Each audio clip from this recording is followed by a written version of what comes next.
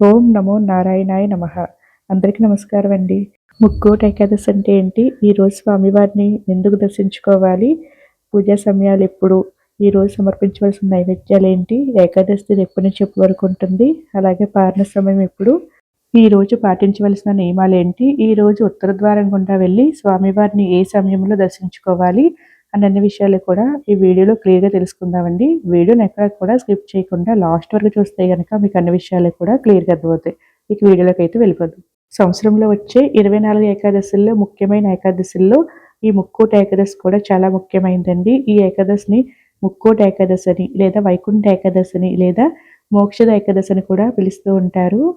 సూర్యుడు దక్షిణయానం నుండి ఉత్తరయానంలోనికి ప్రవేశించడానికి ముందు వచ్చే ఏకాదశిని వైకుంఠ ఏకాదశి లేదా ముక్కోటి ఏకాదశి అని చెప్తూ ఉంటారు.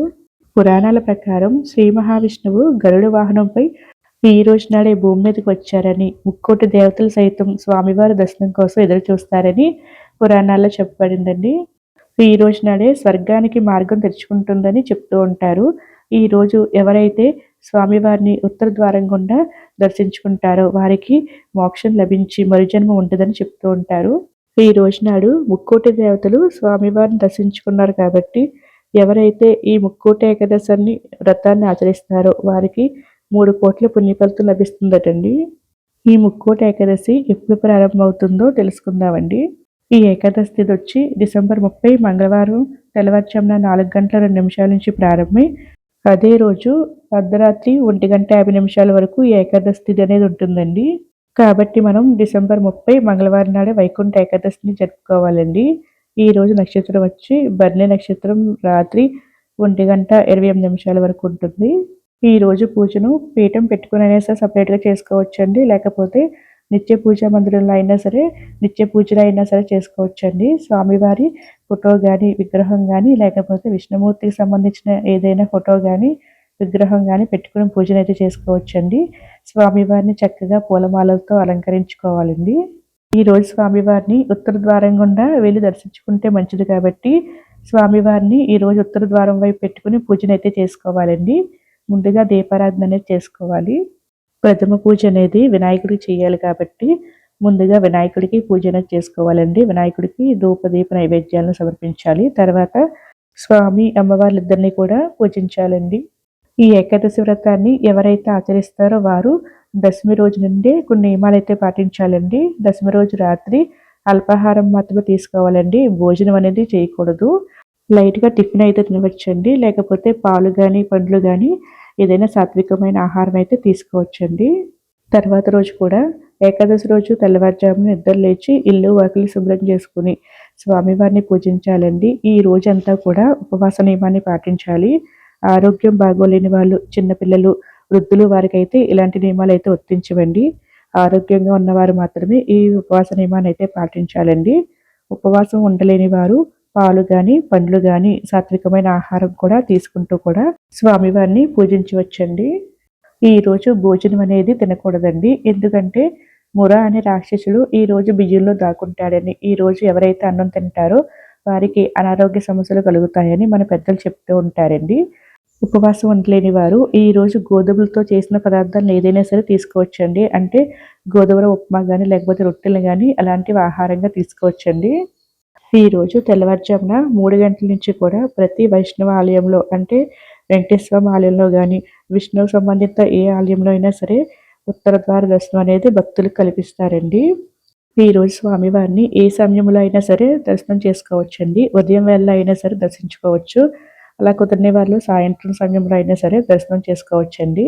ఈ రోజు గుడికి వెళ్ళడం కుదరని వాళ్ళు స్వామివారిని మన ఇంట్లోనే ఉత్తర ద్వారం వైపు పెట్టుకుని పూజనైతే చేసుకోవచ్చండి. ఏకాదశి తిథి వ్రతాన్ని ఆచరించేవారు ద్వాదశి తిథి వరకు కూడా ఉపవాసం అనేది ఉండాలండి. ద్వాదశి నాడు కూడా స్వామివారికి యథావిధిగా పూజను ఆచరించాక ద్వాదశి తిథి ఉండగానే మనం ఆహారాన్ని అయితే స్వీకరించాలండి. మనకి ద్వాదశి తిథి డిసెంబర్ 30 మంగళవారం నాడు తెల్లవారుజాము నుంచి ప్రారంభమై డిసెంబర్ 31 బుధవారం ఉదయం 8 గంటల వరకు ఉంటుందండి. పారణ సమయం వచ్చి డిసెంబర్ 31 బుధవారం ఉదయం 8 గంటల లోపు అయితే గనక ద్వాదశి తిథి ఉండగానే మనం ఉపవాసాన్ని అయితే విరమించాలండి. ఈరోజు ఎవరైతే విష్ణు ఆలయానికి వెళ్ళి అక్కడ స్వామివారిని దర్శించుకుని ఆవు నెయ్యి దీపాన్ని వెలిగించి భక్తి శ్రద్ధలతో స్వామివారిని పూజిస్తారో వారికి సర్వ పాపాలు తొలగిపోవడమే కాకుండా అపమృత్యు దోషాలు కూడా తొలగి మోక్షం లభిస్తుందని మన పెద్దలు చెప్తూ ఉంటారండి. అంతేకాకుండా ఈరోజు సంధ్యా సమయంలో తులసి కోట దగ్గర ఆవు నెయ్యితో దీపారాధన చేసి తులసి పూజ చేస్తే గనక సర్వకార్యాలు చేకూరుతాయటండి. మీ దగ్గర విగ్రహం ఉంటే గనక స్వామివారికి ఈరోజు గంగాజలంలో పసుపు, జవ్వాది పౌడరు, పచ్చకర్పూరం, తులసి ఆకులు వేసి స్వామివారికి అభిషేకాన్ని అయితే చేసుకోవాలండి. అలాగే అమ్మవారిని కూడా యథావిధిగా పూజించాలి. ఈరోజు మనం స్వామివారి ముందు ఎన్ని దీపాలు వెలిగించినా సరే శంకుచక్ర దీపాలను అలాగే పిండి దీపాలను తప్పకుండా వెలిగించాలండి. పిండి దీపాలు 2 గాని, 5 గాని, 7 గాని, 11 గాని వెలిగించుకుంటే మంచిదండి. దీపారాధనకు ఆవు నెయ్యి గాని, నువ్వుల నూనె గాని శ్రేష్టమండి. ఈరోజు స్వామివారికి కర్పూరంతో అష్టోత్తరం చేసుకుంటే చాలా మంచిదండి. ఈరోజు స్వామివారికి తప్పకుండా తులసి దళాలని సమర్పించాలండి. గోవింద నామాలను, విష్ణు సహస్రనామాలను ఈరోజు తప్పకుండా చదవాలి. ఈ రోజు నాడు గీతోపదేశం జరిగింది కాబట్టి ఈరోజు భగవద్గీతను కూడా దానం చేస్తే గనక చాలా మంచిదండి. ఈరోజు ఏకాదశి వ్రతం ఆచరించేవారు తప్పకుండా ఉపవాసంతో పాటు జాగరణ కూడా చేయాలండి. అలా జాగరణ ఉండలేని అనేవారు కనీసం బెడ్ మీద పడుకోకుండా నేల మీద మాత్రమే పడుకోవాలండి.